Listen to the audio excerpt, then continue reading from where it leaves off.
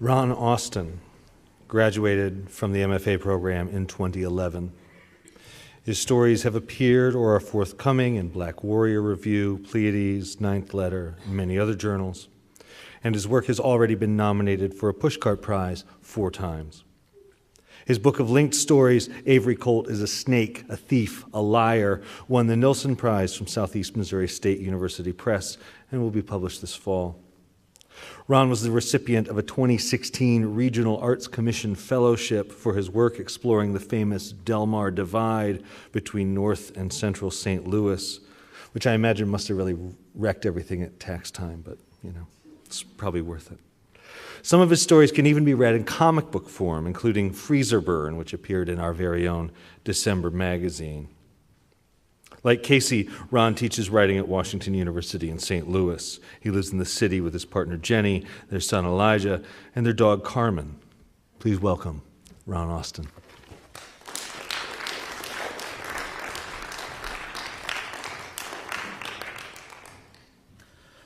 How's everybody doing tonight?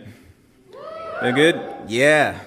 Thank you all for coming out, and thanks to the top-notch faculty of our MFA program for allowing me to contribute. I'd also like to offer a special shout-out and congratulations to Marie, Rita, and Brian for completing their degrees.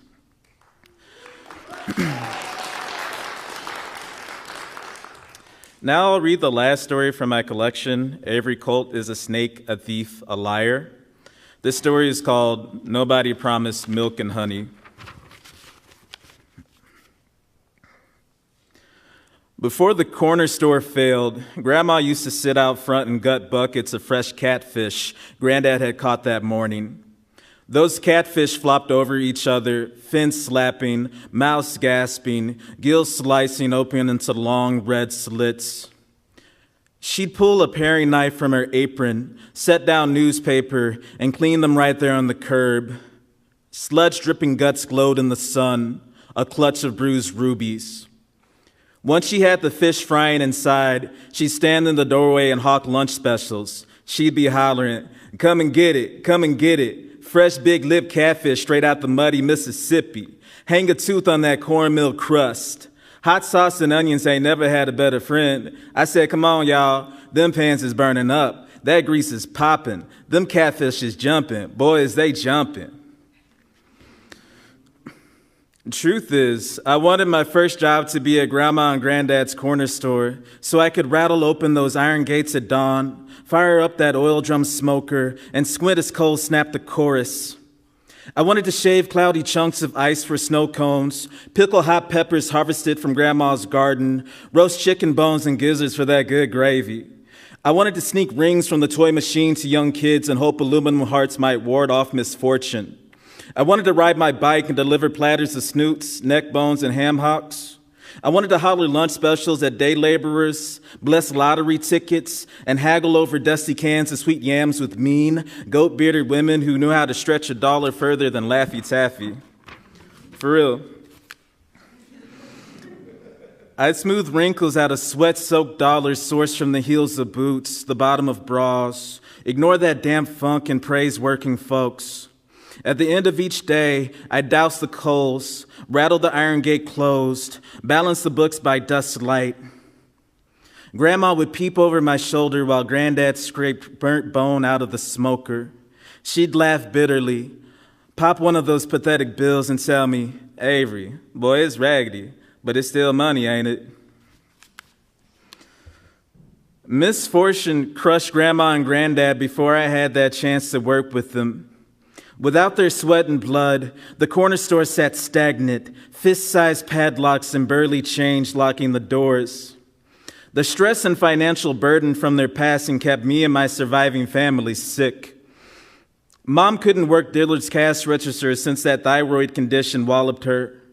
Migraines with nauseating halos overwhelmed her, caused what she called the second coming of motherfucking Jesus Christ himself.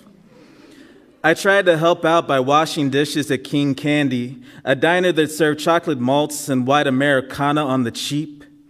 County folks braved trips to North St. Louis just to chomp patty melts and eye me with suspicion. Even though I worked like a dog, $6.50 an hour plus tips didn't help my situation. Danielle held down a good-paying job at a nursing home, but she struggled to fatten our family's coffers and also keep Jabari flush in formula, diapers, onesies.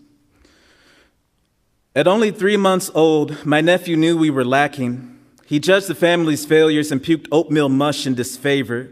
He puked when the lights flickered off and I had to wipe his chapped, angry butt by candlelight. He puked when the refrigerator died and I moved all of our cold cuts to a styrofoam cooler. He puked when I tried to rig the water meter with a wrench, a pair of pliers, and a bag full of sand. Ain't nothing uglier than a baby who knows worry. Worse yet, I wondered if Grandma and Granddad were in their graves, pissed off and spitting at our mistakes. I wondered if Dad figured he was right to ditch losers like us. I'm saying money had achieved real superhero status in my house. Andrew Jackson could swoop in with his paper cape whipping behind him, put pizza in shriveled stomachs, stock cabinets with soap and deodorant, resuscitate phone lines with his breath, put the spark back in power outlets, and beat back those muscular bills. Those muscular bills flex on us, talk shit better than professional wrestlers. On the 29th, I'm breaking your candy asses and taking what you owe me. Each bill hit us with its signature finishing move, the car insurance crippler, the natural gas suplex, but no slam could top the funeral expense crucifix. Grandma and Granddad passed one right after the other, and the cost of services, caskets, and graves equated to thousands of dollars we plain didn't have.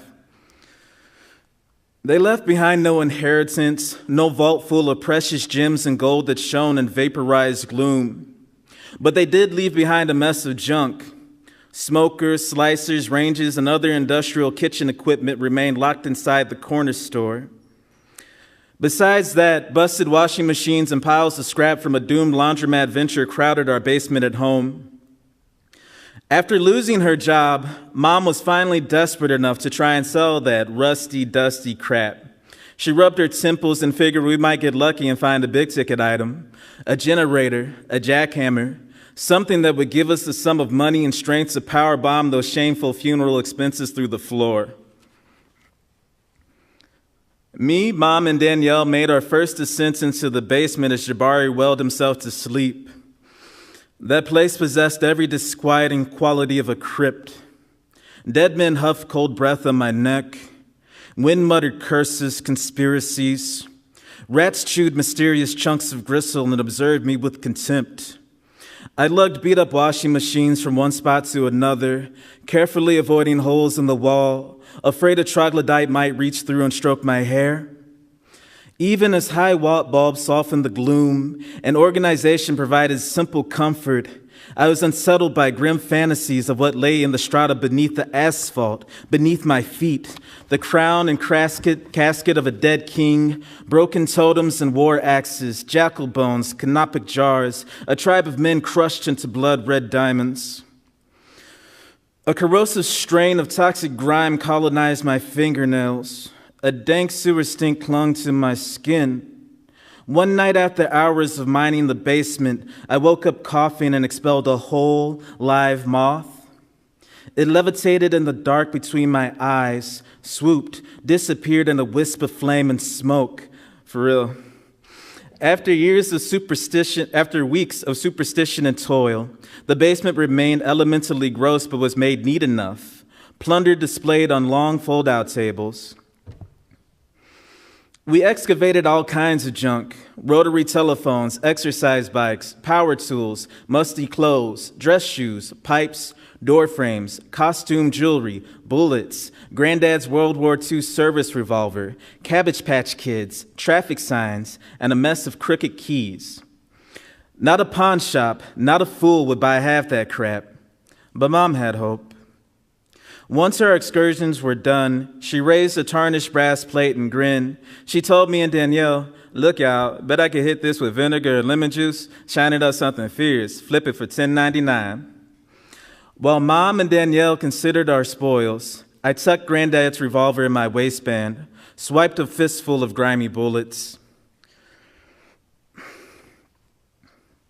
Pawn shops and junkyards refused half of what Mom had to offer. Disappointment made her migraines meaner, nastier.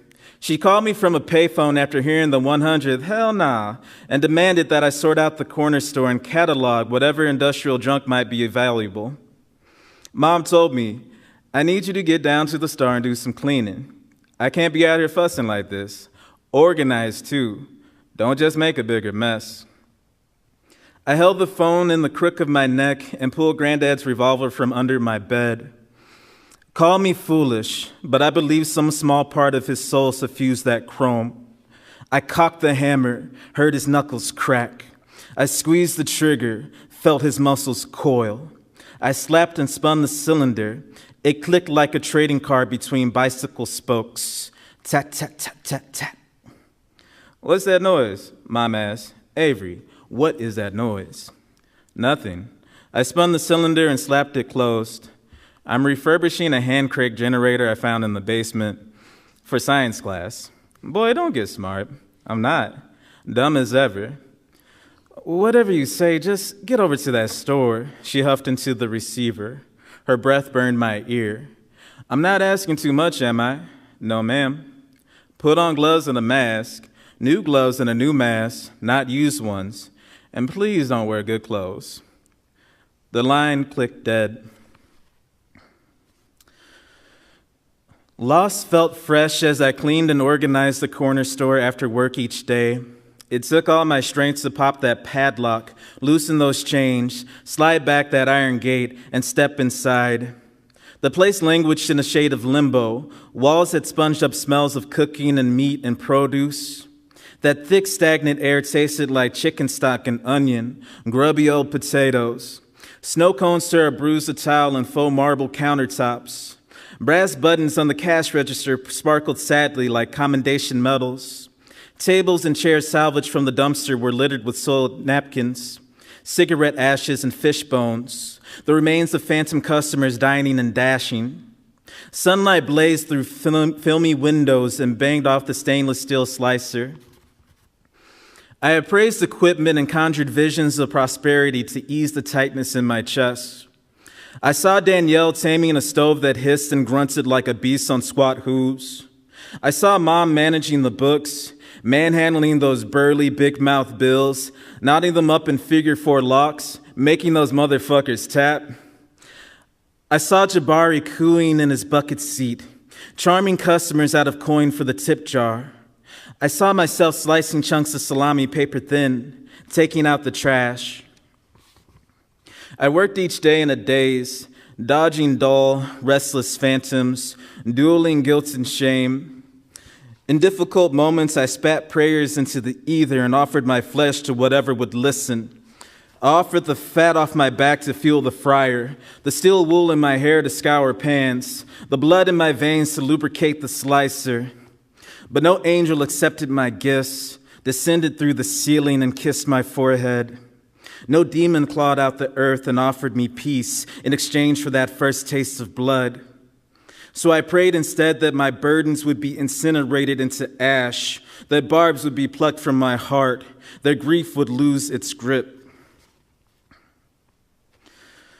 Grief only throttled harder when I backed over to the corner store and found folks in the middle of robbing the place for all that rusty, dusty junk.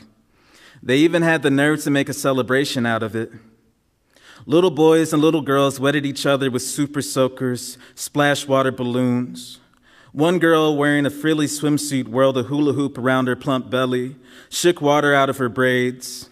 Old men and old women congregated, held cold cans of beer to their foreheads, spoke on what it is, what it ain't, what it never was, and what it always will be.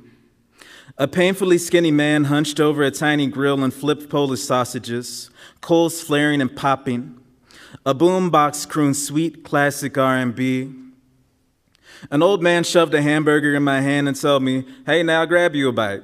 Another old man said, "Get you a beer." And then an old woman said, "Nah, he too young." Then another old woman winked at me and said, "He looks about old enough to me. He fine too." And the first old woman said, "Then give him a sip of yours if you like." I ignored the offer and watched as a few sulky teenage dudes with ropes tied around their waists struggled to haul away Granddad's indoor smoker. Another pair strained to push Grandma's deep freezer through gravel and weeds. 3 trucks idled in the alleyway, flatbeds loaded down with kitchen equipment from the corner store. A fast song rattled from the boombox. All the old folks and kids screamed, started jiving. Now I've always been soft, the type of fool who will love those who wrong him, who will sing the songs of his transgressors, who will praise the wounded until flowers bloom from what's left of septum and soft palate, thick honeysuckle thrush. Those folks were just as worried, hurt, and desperate as me and mine, but I couldn't let them stunt and take what belonged to us. I shouted, nobody listened. I shouted again, nobody listened. An old woman smiled, tried to take my hand. I pushed her away. She told me, I didn't want to dance with you no way, ugly.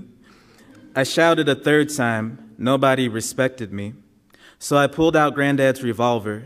An old man two-stepped in the dust. I cocked the revolver, aimed at the sky, squeezed the trigger. No report, just a click. A kid busted a water balloon at my feet. I cocked the revolver, squeezed the trigger, click. An old woman raised her hands and clapped. I cocked the revolver, squeezed the trigger, click. Skinny ass, now what in the world is all this? I cocked the revolver, squeezed the trigger, click. Vipers slithered through my brain. The world flashed ruby. I cocked the revolver, squeezed the trigger, click. Fire crept up my spine. I cocked the revolver, squeezed the trigger. And that's it. Thank you.